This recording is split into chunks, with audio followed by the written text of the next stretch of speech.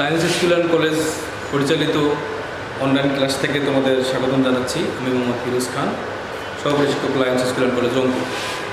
আমি আজকে তোমাদের নবম এবং দশম শ্রেণীর জীববিজ্ঞান বইয়ের 4র্থ অধ্যায়, তোমরা জানো তোমাদের অনুশীলনমূলক পরীক্ষার সিলেবাস দেওয়া হয়েছে। সেই সিলেবাসের মধ্যে 4র্থ এবং 5ম অধ্যায় অন্তর্ভুক্ত করা হয়েছে।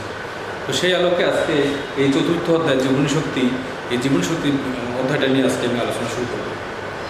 শুরুতেই যেহেতু অধ্যায়ের নাম জীবনী শক্তি, তো আমরা জীবনী শক্তির সংজ্ঞাটাকে জেনে নিই। আসলে জীবনী শক্তি হচ্ছে জৈব অণুর রাসায়নিক বন্ধন ভাঙার মাধ্যমে প্রাপ্ত যে শক্তিটা, সেটাই হচ্ছে জীবনী শক্তি। আবার জীবনী শক্তির যেটা আমরা এমনি সংজ্ঞা বলতে পারি, সেটা হচ্ছে জীবদেহ থেকে যে প্রাপ্ত শক্তিটা, সেটাই জীবনী শক্তি। তো আমরা যে একটু আগে সংজ্ঞাটা দিলাম, তোমাদের পাঠ্য বইয়ে উল্লেখ আছে সংজ্ঞাটা, যে জৈব অণুর রাসায়নিক বন্ধন ভাঙার মাধ্যমে প্রাপ্ত যে শক্তিটা, সেই শক্তিটাকে বলা হয় জীবনী শক্তি। তো জৈব অণুর একটা কথা এখানে বলা আছে। জৈব অণুটা কী জিনিস, জৈব অণু থেকে আসে? এই জৈব অণুগুলো হচ্ছে যেমন একটা এটিপি। জৈব অণু হচ্ছে এটিপি। এই এটিপিকে আমরা বলতেছি জৈব অণু, এনএডিপি হতে পারে। এগুলো হচ্ছে জৈব অণু। এই জৈব অণুর রাসায়নিক বন্ধন ভাঙার পরে যে শক্তিটা নির্গত হয়, সেটাই আসলে জীবনী শক্তি। এখন আমরা যেটা দেখব, এই এটিপি তোমাদের পাঠ্য বইয়ে উল্লেখ করা আছে। এই এটিপি সম্বন্ধে আমরা একটু ধারণা দেবো। এখন এটিপিটা কী জিনিস, এটিপি থেকে আসে। তো তোমাদের দ্বাদশ অধ্যায়ে ডিএনএ এবং আরএনএর যে গঠন, যে অধ্যায়টা আছে ওখানে, সেটা তোমরা এখনো যাওয়া নেই। তারপরে একটু আলোচনা করে এখান থেকে আমি এই ডিএনএ এবং আরএনএর রাসায়নিক যৌগটা হচ্ছে এডিনিন। কেন কোথেকে আসলে এডিনিন? যেমন ডিএনএ নাইট্রোজেন বেস, নাইট্রোজেনাল বেস, যেটাকে নাইট্রোজেন ক্ষার যেটাকে বলা হয়, ডিএনএর গঠন যখন করবো আমরা দেখবো যে ডিএনএর ক্ষেত্রে এই নাইট্রোজেন যে বেসগুলো আছে, সেটা হচ্ছে একটা হচ্ছে এডিনিন, গুয়েনিন, সাইটোসিন, আর হচ্ছে থায়ামিন। তো আমরা যখন দেখব ডিএনএর যে নাইট্রোজেন বেসগুলো হচ্ছে এডিনিন, গুয়েনিন, সাইটোসিন, থায়ামিন।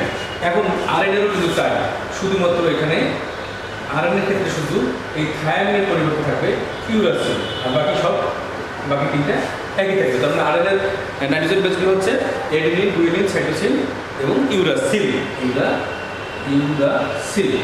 এইগুলো হচ্ছে ডিএনএ এবং আরএনএর নাইট্রোজেন ক্ষার বা নাইট্রোজেন বেস। এই নাইট্রোজেন বেস থেকে যে এডিনিনটা পাইছি আমরা, এই এডিনিন থেকে আমাদের এটিপি, আমাদের যে সংযোগটা হবে, আমরা সেটা এখন আলোচনা করে দেখব।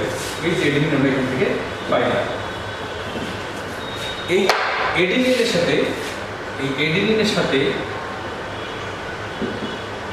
যখন 5 কার্বন বিশিষ্ট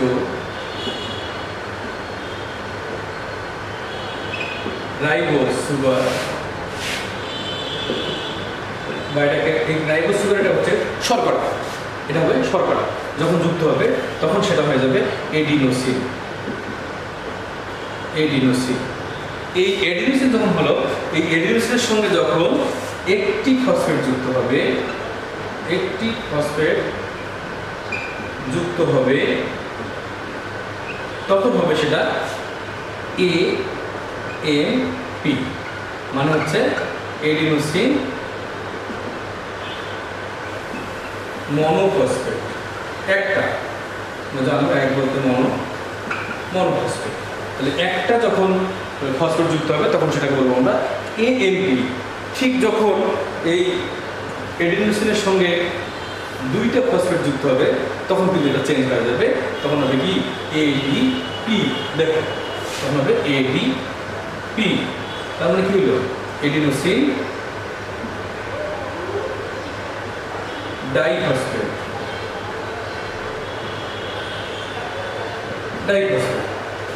যখন আমরা 2টা ফসফেট যুক্ত করলাম, মানে এডিনোসিনের সঙ্গে 2টা ফসফেট যুক্ত হবে, তখন হবে এডিনোসিন ডাইফসফেট। ঠিক আমরা যখন এখানে 3টা ফসফেট যুক্ত করে দেবো, এইবার আমাদের যেটা আসলে সেটা হচ্ছে ATP, যে এটিপি আমাদের দরকার, সমান এডিনোসিন ট্রাইফসফেট। এটা হলো ATP ফসফেট, এটা হলো ATP। এই যে 3টা ফসফেট যুক্ত হলো এডিনোসিনের সঙ্গে, সেটা হলো ATP। তার মানে কি? প্রথমে এডিনিন নাইট্রোজেন বেস বা রাসায়নিক যৌগ ডিএনএ, আরএনএ, সেই এডিনোসিনের সঙ্গে 5 কার্বন বিশিষ্ট রাইবোজ বা শর্করা যুক্ত হওয়ার পর তৈরি হলো এডিনোসিন। সেখানে একটা যুক্ত হলে হবে এএমপি, 2টা যুক্ত হবে এডিপি এবং 3টা ফসফেট যুক্ত হলে হবে এটিপি।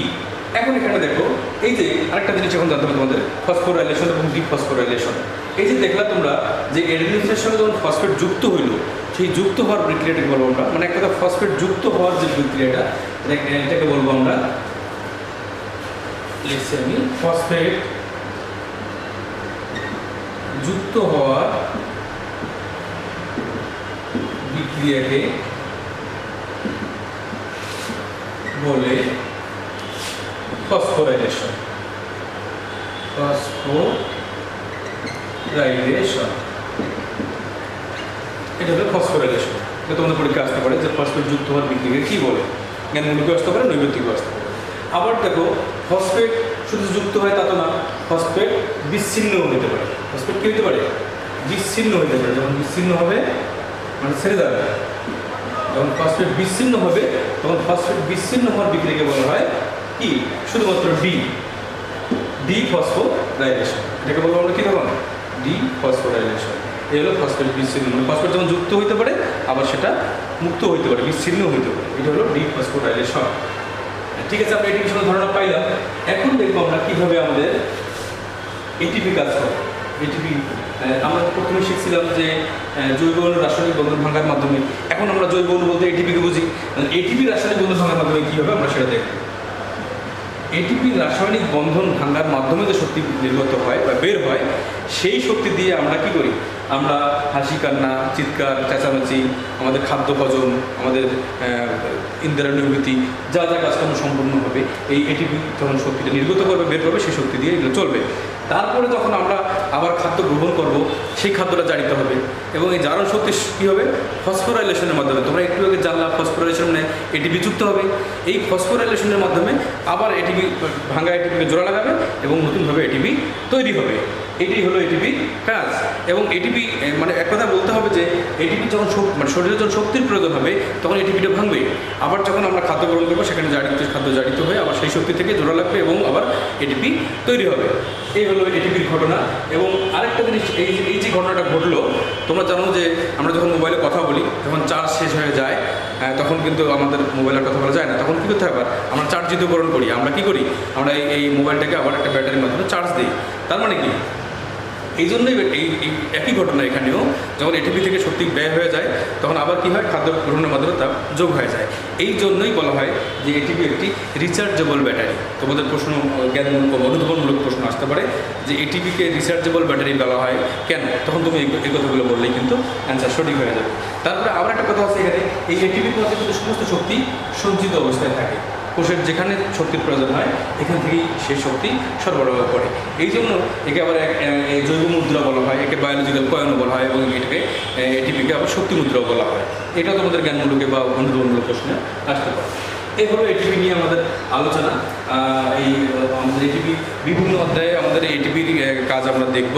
এখন আমরা এই অধ্যায়ের যে 2টা অংশ আছে, একটা বলবো আমরা সালোক সংশ্লেষণ, আর একটা বলবো আমরা শ্বসন। এই সালোক শ্বসনের মধ্যে আজকে তোমাদের আমি প্রথম যে আলোচনা, সালোক সংশ্লেষণ থেকে শুরু করব। সালোক সংশ্লেষণ, সালোক সংশ্লেষণ এর ইংরেজি নাম হচ্ছে ফটোসিনথেসিস।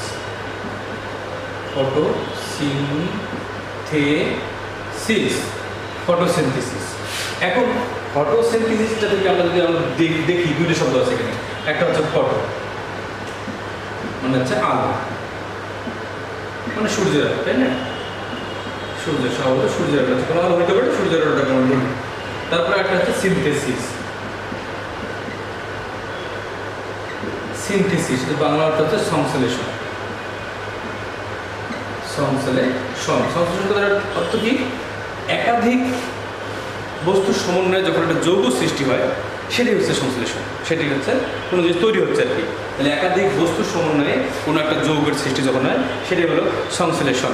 তো আমরা এখন দেখবো একাধিক কিছু বস্তু দেখবো আমরা এখানে দেখবো। আমরা যেমন ধরবো যে কিছু জিনিস বলি আমি, যেমন সূর্যের আলো, ক্লোরোফিল, পানি এবং কার্বন ডাইঅক্সাইড। এই যে আমরা দেখলাম সূর্যের আলো, ক্লোরোফিল, পানি এবং কার্বন ডাইঅক্সাইড, এটা হচ্ছে তোমার আমাদের সালোক সংশ্লেষণ যে কথাটা বললাম আমরা, এই সালোক সংশ্লেষণের এক মানে উপকরণগুলো, এগুলো দিয়েও সালোক সংশ্লেষণ সম্পন্ন হয়।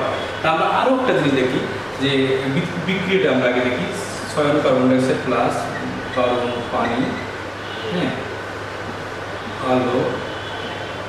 বিক্রিয়াটা যদি আমরা মনে রাখি, কেন বলতেছি আগে কেন বলতেছি আমি সেটা এখন জানাচ্ছি তোমাদেরকে। ক্লোরোফিল C6H12O6 পানি, অক্সিজেন। এই যে দেখো এখানে আমি উপকরণের নাম লিখলাম এবং এই প্রক্রিয়াটা লিখলাম। আমরা তো একটু সংশ্লেষণ সম্বন্ধে তোমাদের ধারণা দিলাম আমি, যে একাধিক বস্তু একত্রিত হয়ে একটা যৌগ সৃষ্টি করে, যেমন এই যে কার্বন ডাইঅক্সাইড, পানি, আলো, ক্লোরোফিল, এই সবগুলো মিলিয়ে একটা যৌগ তৈরি হবে, মানে শর্করা তৈরি হবে, গ্লুকোজ তৈরি হবে, তাই না? গ্লুকোজ তৈরি হবে, এই যে C6H12O6 তৈরি হবে। তো সংখ্যাটা মিলছে তোমাদের। আরেকটা কথা বলি তোমাদেরকে, এই ফটোসিনথেসিস কথাটা প্রথম শব্দটা ব্যবহার করেন, ওনার নাম হচ্ছে সম্ভবত C.R. Barnes, Charles Raid Barnes, 1898 সালে এই শব্দটা উনি প্রবর্তন করেন, নামকরণ করেন সালোক সংশ্লেষণ। যাই হোক, এই হলো তোমাদের। এখন আমরা এখান থেকে দেখবো সালোক সংশ্লেষণের সংখ্যাটা আমরা দাঁড় করাতে পারি কি না। যেমন এইখান থেকেও সালোক সংশ্লেষণের সংখ্যা দাঁড় করা সম্ভব। এটা কিন্তু একটা জৈব রাসায়নিক প্রক্রিয়া এবং এখানে কী হয়, আলোক শক্তিটা রাসায়নিক শক্তিতে পরিণত হয়।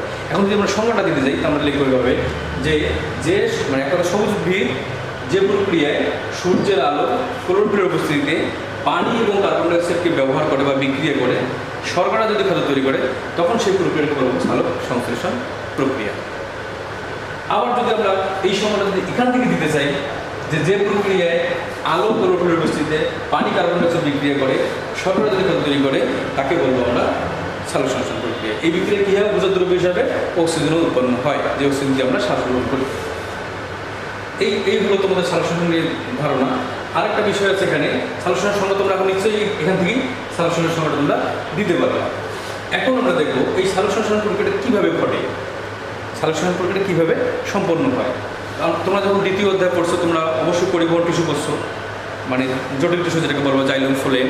এই জাইলেমের মাধ্যমে কী করে, মাটি থেকে মূলের মাধ্যমে পানি পাতায় নিয়ে যায়। পাতায় কোথায় নিয়ে যায়, মেসোফিল টিস্যুতে নিয়ে যায়। তারপরে কী হয়, বায়ু থেকে কার্বন ডাইঅক্সাইড চলে আসে, তারপরে আলো এবং ক্লোরোফিল আসে, তারপরে এখান থেকে শর্করা খাদ্য তৈরি হয়। তো এই যে তোমাদের মনে আছে কি, দ্বিতীয় অধ্যায় আমরা যখন জাইলেম পড়ছি, যে পানি থেকে যে পানিটা তুলবে, এটা জাইলেমের কাজ। এই জাইলেম টিস্যুটা কিন্তু কী করে, এই মাটি থেকে পানি মূলরুমের সাহায্যে একদম পাতায় নিয়ে যায়। কারণ এখানে একটা কথা আছে যে পাতার মেসোফিল টিস্যুটা কী জিনিস, আসলে মেসোফিল টিস্যুটা কী, আসলে পাতার যে একটা ঊর্ধ্বত্বক এবং নিম্নত্বক আছে, এর মাঝখানে কিছু প্যারেনকাইমা যুক্ত, মানে ক্লোরোফিল যুক্ত প্যারেনকাইমা টিস্যু আছে। এইটা হচ্ছে পাতার মেসোফিল টিস্যু।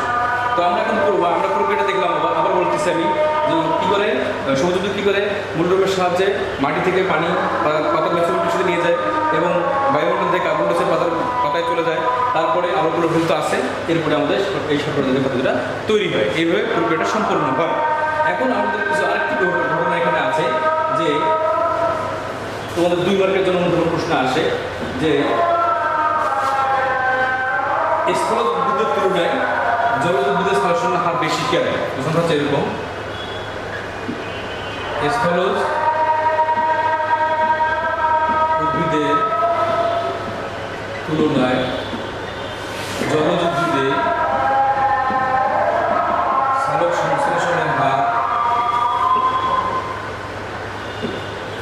সংশ্লেষণের হার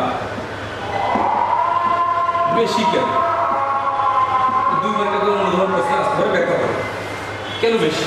আসলে আমরা কিন্তু জানি স্থলজ উদ্ভিদে কী আছে, কত পার্সেন্ট আছে, 0.03% কার্বন ডাইঅক্সাইড আছে, আর জলজ উদ্ভিদে আছে 0.3% কার্বন ডাইঅক্সাইড। তাহলে কোথায় বেশি আছে, জলজ উদ্ভিদে। তার মানে স্বভাবতই জানবো আমরা কার্বন ডাইঅক্সাইড পরিমাণ বেশি হলে সালোক সংশ্লেষণ বেশি হবে। এই কারণেই স্থলজ উদ্ভিদের তুলনায় জলজ উদ্ভিদের সালোক সংশ্লেষণের হার বেশি হয়। এটুকু বলে তোমরা 2 মার্ক পেয়ে যাবা। তো যাই হোক, আজকে সালোক সংশ্লেষণ সম্বন্ধে আমরা এরপরে আরও বিষয় আছে, সালোক সংশ্লেষণের পর্যায়গুলো আমরা আলোচনা করবো এর পরবর্তী ক্লাসে। আল্লাহ বাঁচায় রাখবো ইনশাআল্লাহ। সেই পর্যন্ত তোমরা ভালো থাকো, সুস্থ থাকো, হাসি খুশি থাকো, এই আশাবাদ ব্যক্ত করে শেষ করছি। আসসালামু আলাইকুম।